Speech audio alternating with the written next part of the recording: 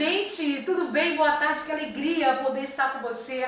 Esse momento que a gente inicia o ano de 2022 com esse amigo tão querido, um grande infectologista aqui do Amazonas, uma pessoa que nos honra com a presença, foi o último convidado de 2021 e é o primeiro de 2022. Doutor Ronaldo, muito obrigada, uma alegria estar com o senhor nesse mês de janeiro agora de 2022. Deputado, eu só tenho para dizer que a honra é minha, né, ter participado do seu último programa, da sua última live, ser a pessoa que está abrindo o ano de 2022 para discutir um tema tão palpitante, tão atual e tão necessário, eu acho, em termos de esclarecimento, que é justamente Covid, influenza, inverno amazônico, vacinação em criança. Eu acho que tudo isso é um grande caldeirão que precisa ser explicado para as pessoas, para que elas compreendam que os riscos que às vezes a pessoa pensa que está correndo, que são enormes, ah meu Deus, o que é que vai acontecer com a minha criança? Será que ela vai infartar? Será que ela vai ter isso? Será que ela vai ter aquilo?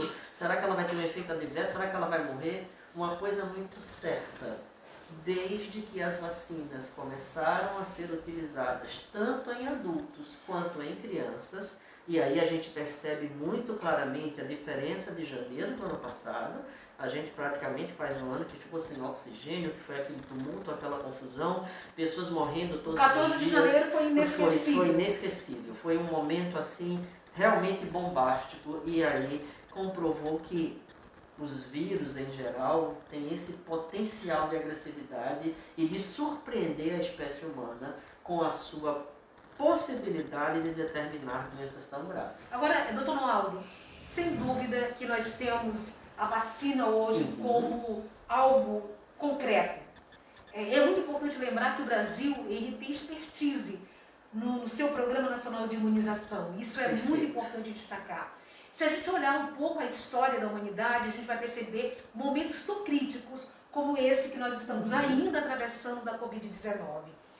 A preocupação hoje é: eu vacino ou não o meu filho? Tem eficácia ou não a vacina? E os efeitos colaterais atingirão ou não a minha criança?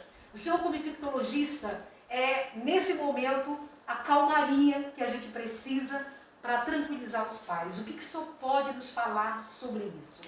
Eu acho que a gente pode começar falando que a gente tem o nosso famoso PNI, que é o Programa Nacional de Imunizações, que talvez seja o maior ou um dos melhores, com certeza, do mundo, e que tem uma capacidade de capilarização. Gente, eu não sei se vocês viram a beleza das pessoas indo vacinar adultos e crianças nos ribeirinhos, com as famosas rabetas, que é um nome que geralmente eu esqueço, que eu já não sou daqui. Mas assim, a gente assistir e ver aquela paixão que as pessoas que trabalham no Programa Nacional de Imunização em imunizar as pessoas, eu acho que esse é um primeiro grande momento que a gente tem que elogiar e parabenizar esse profissional de saúde.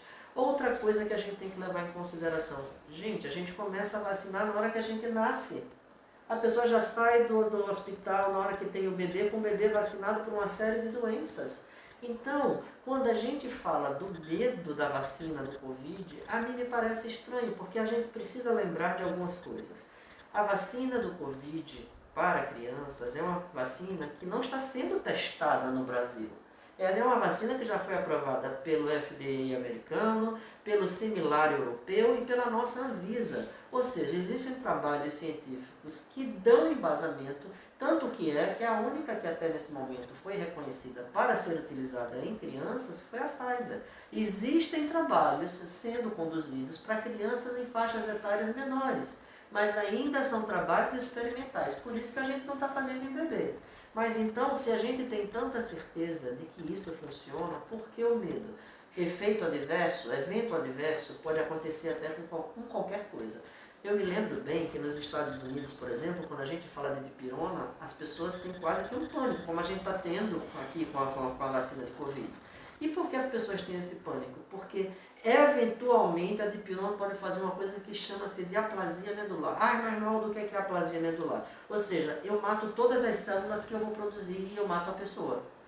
Isso pode acontecer com dipirona? Pode, gente. Se você for ler qualquer bula, até de vitamina, você vai ver efeitos colaterais e eventos adversos que são importantes.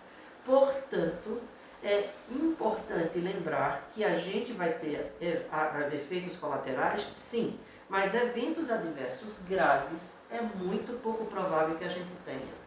E qual a importância, então, se me perguntarem, de vacinar as crianças? Porque, inclusive, eu ouvi uma pergunta que eu achei muito interessante no programa que eu participei essa semana. Se eu vou pegar novamente, para que eu vou me vacinar? Né? Se, eu vi também essa semana, eu me vacinei contra a gripe, mas eu estou gripado. Primeira coisa que a gente tem que esclarecer. Nenhuma das duas vacinas, nem a vacina da influenza, nem a vacina do Covid, foi proposto para que eu a tomando, eu não viesse a ter a doença. Muito pelo contrário. É possível sim eu ter a doença, mas evoluir para a gravidade é um grande efeito que essas vacinas têm. E a gente tem claramente essa observação quando a gente compara janeiro de 2021 com janeiro de 2022. Lá a gente tinha internações de pacientes graves do ponto de vista clínico, internações de UTI, necessidade de UTI que não tinha e uma imensidão enorme de óbitos, coisa que a gente não está tendo agora. Né? Talvez outra coisa importante para a gente lembrar é que a Ômicron, ela na verdade tem uma capacidade de se disseminar muito maior, espantosa.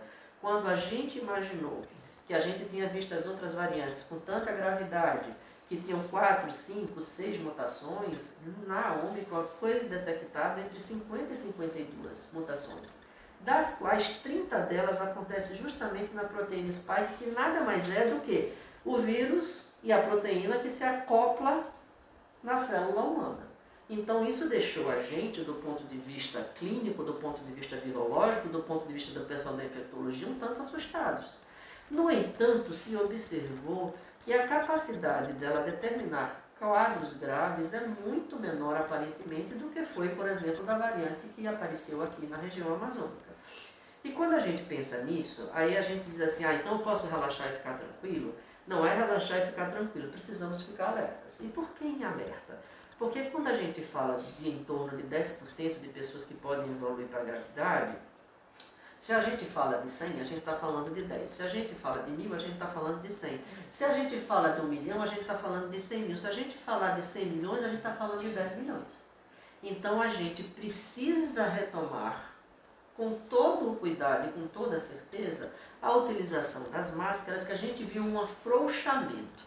No momento em que a pessoa começou a tomar, quando as pessoas começaram a tomar e fazer uso das vacinas, a gente percebeu claramente um afrouxamento na utilização das máscaras, na utilização do álcool, na lavagem das mãos, no isolamento, no caso de eu estar sintomático ou não, e isso precisa ser retomado, porque a gente já começa a perceber um aumento de demanda no serviço público de saúde, existindo uma pressão sobre os serviços de saúde, e isso pode ser sim e deve ser evitado. E temos duas formas extremamente efetivas de fazê-lo, que é o uso da vacina e as precauções que a gente pode continuar aqui já conversando um pouco mais. Agora, doutor Naldo, assim, esse momento que a gente está vivendo de influenza, da Covid-19, continuando a viver esse momento da Covid-19, com a chegada nesse momento dessa possibilidade, essa semana, da vacinação de crianças de 5 a 11 anos, mas é importante lembrar que 39 países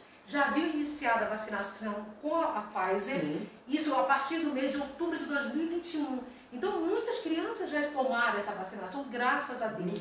Em compensação, países pobres como a África, a gente está percebendo que crianças estão morrendo porque a vacina nem sempre consegue chegar a lugares tão distantes e mais pobres. Que tipo de orientação, de alerta o senhor pode dar aos pais nesse momento? Porque aquilo que o senhor acaba de colocar, uma dipirona, que todo mundo às vezes faz uso, até indevidamente, pode causar a morte de alguém. É aquilo que a gente ouve sempre, né? Do veneno para a medicação depende da dose. Exatamente. Não é mesmo, doutor Naldo? Então, assim, para os pais que estão ainda inseguros com relação a esse momento, que é muito normal a gente entender essas dúvidas que acontecem. O que o senhor poderia dizer? Porque um dia a mais pode ser um dia a menos na vida de alguém. Eu diria uma série de coisas. Na verdade, quando a gente pensa, e a senhora tocou muito bem quando falou de África, que 90% das vacinas estão nas mãos dos países ricos e eles precisam entender que essas vacinas precisam ser distribuídas. Quando eu vejo, por exemplo, uma pessoa tomar a primeira dose e não tomar dose nenhuma, que não significa absolutamente nada, a não ser o estrago da dose que poderia ter sido utilizado numa pessoa que gostaria de tomá-la, quando a gente vê pessoas dizerem assim, eu não vou me vacinar de jeito nenhum, porque eu não concordo, e eu acho que a gente está sendo trabalhada como se fosse cobaia, como se nós fôssemos cobaias. Nós não estamos sendo cobaias de absolutamente nada. Os trabalhos científicos, gente, contra fatos, contra evidências, não existem argumentos. É lógico e é claro que a gente teve sim uma melhoria dos quadros quando a gente compara com o ano que passou. E qual é o grande problema? Você, ouvinte da deputada, ou os nossos ouvintes, para vocês, no público como um todo, a gente precisa lembrar de uma coisa que eu acho que é extremamente importante.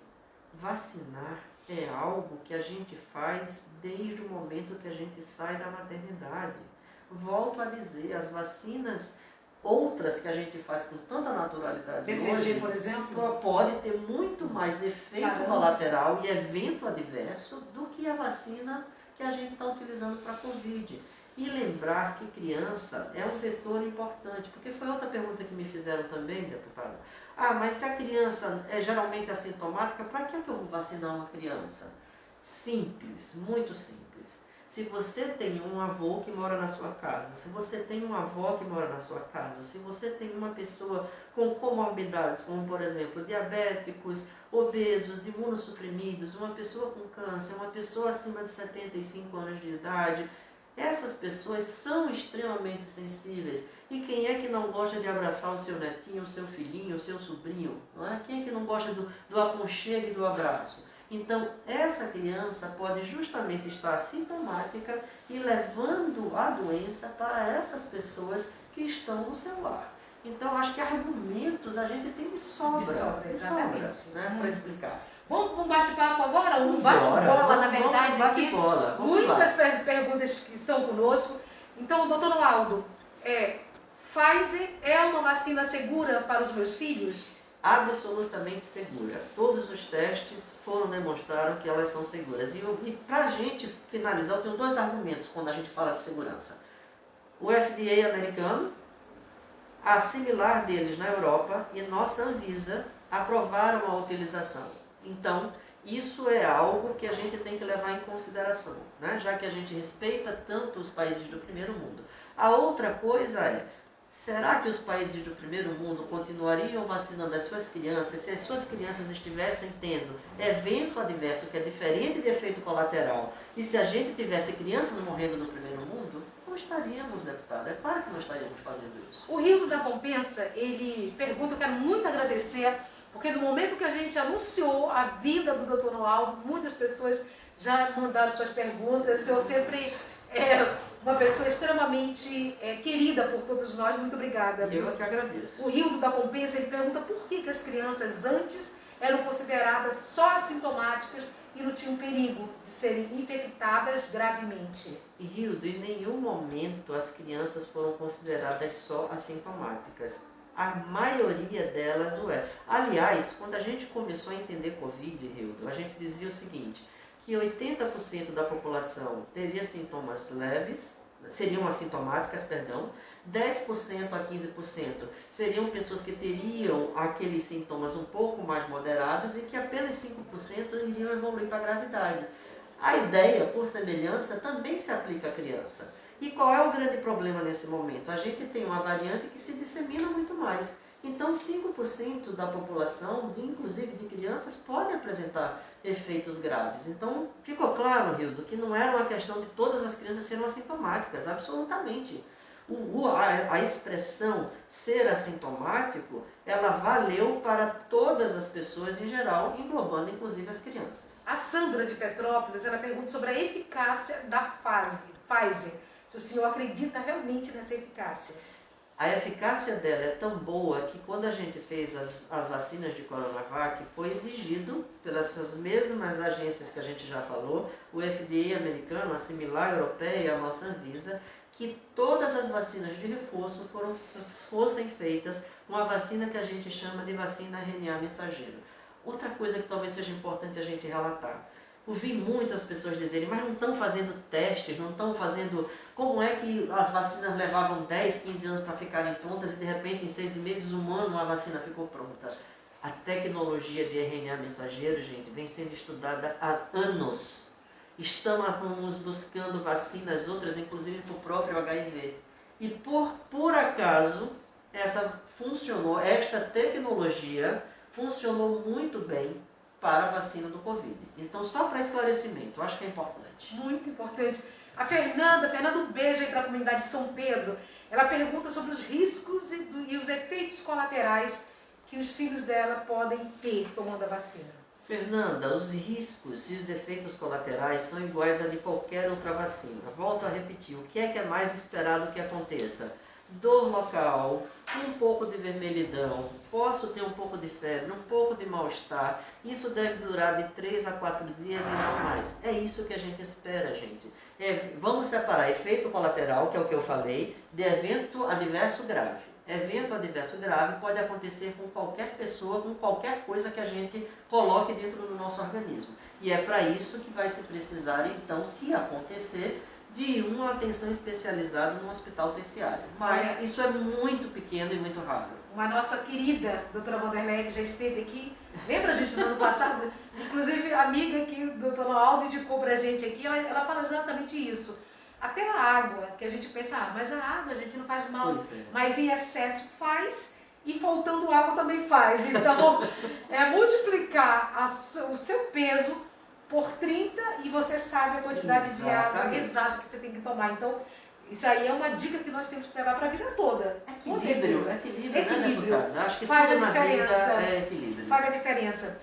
O Silvio, da Praça 14, oi Silvio, tudo bem?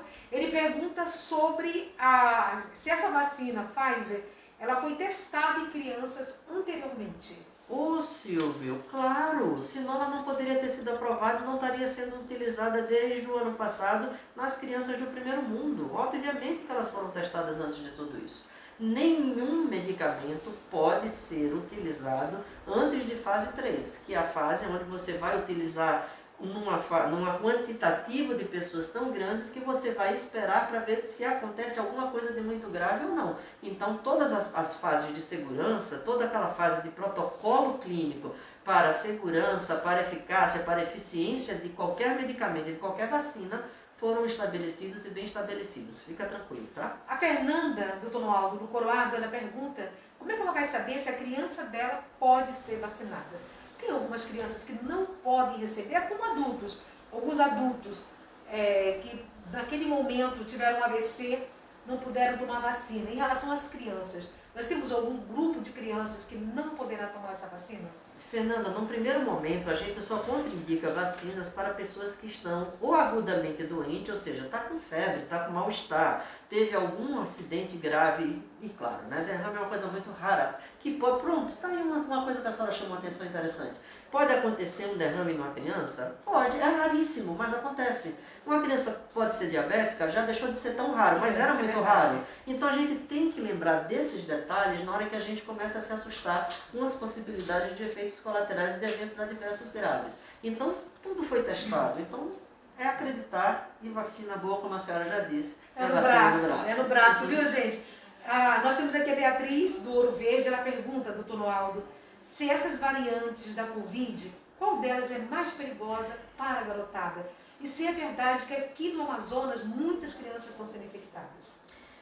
É verdade que a gente tem tido um aumento, inclusive existe a possibilidade da co-infecção entre Covid e a influenza. A gente não conversou ainda sobre isso, mas a gente pode trazer a baila desse assunto justamente agora. Houve a introdução no Brasil da H3N2. Essa variante não é contemplada na nossa vacina de influenza, mas quem fez a vacina de influenza, ele faz uma coisa que a gente chama de efeito residual, que é uma proteção parcial, daí porque a importância da gente ter a vacina da influenza também, e existe a possibilidade do encontro dos dois vírus. Isso também não é nenhuma novidade. Quando se falou muito, o nome é até flurona, né? O pessoal tem comentado muito sobre flurona, que é o encontro do Covid com o H3N2 ou com qualquer outra, o H1N1 ou qualquer uma das outras. Então, quando a gente fala disso, eu acho que é importante a gente lembrar que a vacina te protege para as duas coisas. Então, vacinar para a Covid é importante, vacinar para a influenza é importante, para que eu possa estar protegido para as duas coisas. O João Ribeiro, doutor Noaldo, ele pergunta se é diferente a vacina para crianças da vacina dos adultos. Em termos de quantidade, sim. A dose para a criança é uma dose infinitamente menor. Portanto, com uma possibilidade ainda menor de efeito colateral e de evento adverso, que seria mais esperado em adultos. Doutor Noaldo, a criança gosta de brincar, lógico, né? E a criança deve brincar. Em casa, os pais devem se comportar de que maneira? Porque daqui a pouco as aulas, e o governo está aí, a prefeitura, talvez a gente tenha mais uma demora. Sim, mais um na retardo na reabertura do ano da- letivo, sim. isso é fundamental, Sim. a proteção acima de tudo. Mas o senhor, como infectologista, a criança deve estar em casa de máscara, que às vezes esse cuidado que o senhor acaba de nos dizer, que nós adultos, né, no finalzinho do ano passado, já está tudo bem, a gente olha a cidade em movimento e a gente imagina que o vírus desapareceu. O vírus não desapareceu, ele veio aí agora com uma nova variante, a Ômicron, e a gente vê que ela é tão contagiosa, infelizmente. Como que o senhor, nesse momento, pode orientar os pais em relação à máscara e o uso do álcool? Eu acho que a gente fazer aquilo que estávamos fazendo desde o início seria interessante, já que a transmissibilidade da Ômicron é muito maior. Então, as pessoas que estão fora de casa, que estão trabalhando, que estão no seu dia a dia, que estão na sua labuta, ao chegar em casa, primeiro tira a roupa, não precisa tocar fogo na roupa, porque teve gente que entrou assim num pânico que tinha que colocar dentro da água sanitária por 300 horas até desmanchar a roupa. Não precisa. Não precisa. Na verdade, essas infecções respiratórias se transmitem através do ar. Muito raramente através do contato. O contato, aí sim, vamos conversar sobre uma coisa bem prática agora. É muito comum a gente ver as mães às vezes fazerem assim. O menininho está com o narizinho escorrendo, ela limpa o narizinho do menino e passa na roupa dela. Esse tipo de contato, esse sim é perigoso e pode transmitir. Mas dentro de casa, se as pessoas estiverem assintomáticas, eu acredito que a gente pode sim dar uma espécie de relaxada. Mas ao primeiro sinal de sintoma, avaliar o caso índice e aí sim testar as outras pessoas para que as medidas necessárias possam ser tomadas da forma mais precoce e efetiva possível. E na hora de manusear a máscara, sempre com o álcool aqui. Muito bem. Então vamos lá. Primeiro o álcool na mão. A senhora me ajuda? Ajuda. Primeiro, álcool na mão. Deu uma incomodadazinha. Aí mexo na máscara, ajeito a máscara. Pego sempre aqui. Isso. Tá certo? Tanto faz. Depois que passou o álcool na mão, aonde a senhora vai tocar na máscara, não tem problema. Acabou de ajeitar a máscara, acabou de arrumar, álcool novamente, por favor, deputada. E pronto. Agora sim. Por que isso? Porque se eu tiver doente, eu não levo para ninguém. E antes eu faço, porque se eu estiver trazendo algo nas minhas mãos, eu não coloco na minha máscara. Portanto, veja, eu não estou tocando, hein, gente, na máscara. Eu estou só aproximando a mão para mostrar para vocês. Então, tocar em máscara só com a utilização do álcool. Pelo amor de Deus. Que é outra coisa que a gente pode falar. Porque quando a gente começou a falar de uso de lavar a mão, de usar álcool, de máscara, tem pessoas que colocam a máscara de tecido e usa ela o dia inteiro, a semana inteira.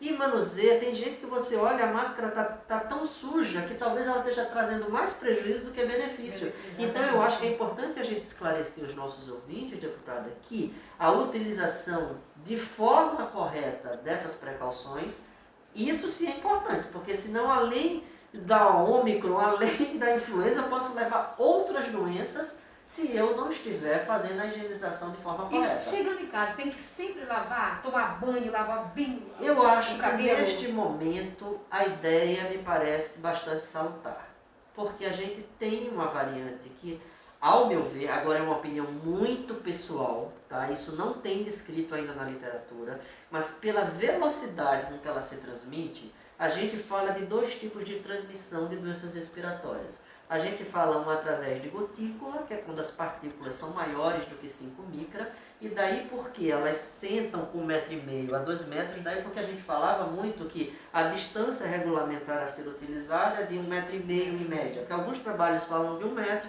outros trabalhos falam de 2 metros, e aí se usou uma distância regulamentar de 1,5 m.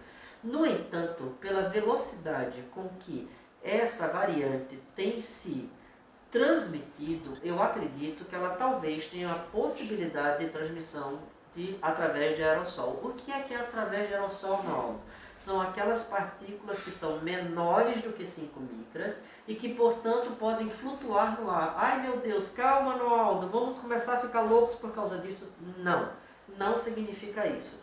Vou lembrar de uma situação pitoresca. Eu estava, e aí posso falar da população de medicina tropical? Claro, porque eu sou de lá, na verdade, né? E aí eu estava num plantão e achei extremamente interessante, porque eu falei assim, acabou de chegar um paciente com meningite meningocócica. Todo mundo saiu correndo. Quando eu falei, chegou com tuberculose, todo mundo continuou normalmente como se nada tivesse acontecendo. Então, conhecer a forma como os patógenos são transmitidos é fundamental. Faz a diferença, porque a meningite meningocócica, por exemplo, é através de gotícula. Então, é 1,5 m, 2 metros. Então, só correu risco quem estava ali naquela região. Quem estava na sala, lá no início da Fundação de Medicina Tropical, e queria fazer já uma profilaxia, não tem necessidade. No entanto, a tuberculose, sim. A tuberculose é uma partícula que pode ficar flutuando no ar e pode contaminar uma pessoa à distância. Então, essas diferenças precisam ser observadas. Conhecimento é tudo, né? Exato. E esse conhecimento que eu estou falando, a gente ainda não tem. Isso é uma desconfiança pessoal minha enquanto infectologista. Tá? Meu querido amigo, foi uma alegria, né, gente, poder conversar com o senhor nessa tarde de quarta-feira. Sempre é algo tão importante, porque o conhecimento, ele desvenda os olhos, ele nos possibilita ir para frente. Acho que isso sim é o que nós precisamos hoje. Fazer com que a informação ela possa chegar de forma correta a todas as pessoas. Meu querido, uma alegria, feliz 2022. Feliz 2022 para todos nós. Eu tenho um motezinho que eu gostaria de deixar aqui sim, agora. Eu claro. tenho colocado muito isso nas minhas redes sociais. Informação, sim. Pânico, não. Se informe. Antes de você se desesperar, pergunte a quem de direito, a uma pessoa de ciência. Não vá na internet, entrar em qualquer site para ouvir qualquer coisa. Procure, então, a ciência, que a ciência foi feita justamente para que a gente desvende esses mistérios e traga soluções para esses mistérios. Então, deputada, eu só tenho a agradecer imensamente. Obrigada. E colocar à sua disposição para todas as vezes que a senhora quiser. Para mim é uma honra, é um prazer gigantesco. Acho que trazer esse tipo de informação, acho que o seu trabalho enquanto informação é um trabalho extremamente importante, extremamente inovador e extremamente sério para um político. Eu gostaria de me parabenizar por esse fato. Muito obrigada, sempre uma alegria. Gente, um beijo para você, se Deus quiser, isso tudo vai passar e é importante a gente ouvir pessoas que tenham conhecimento, pessoas preparadas para exatamente tirar o pânico de perto da gente e tornar possível uma vida mais saudável para todos nós. Exatamente, que a gente possa retornar o quanto antes ao melhor da vida, que é poder abraçar, beijar e ficar perto de quem a gente gosta. Ok, coisa boa. Beijo para todo mundo, tá Tchau, bom, gente? Boa quarta-feira. Tchau.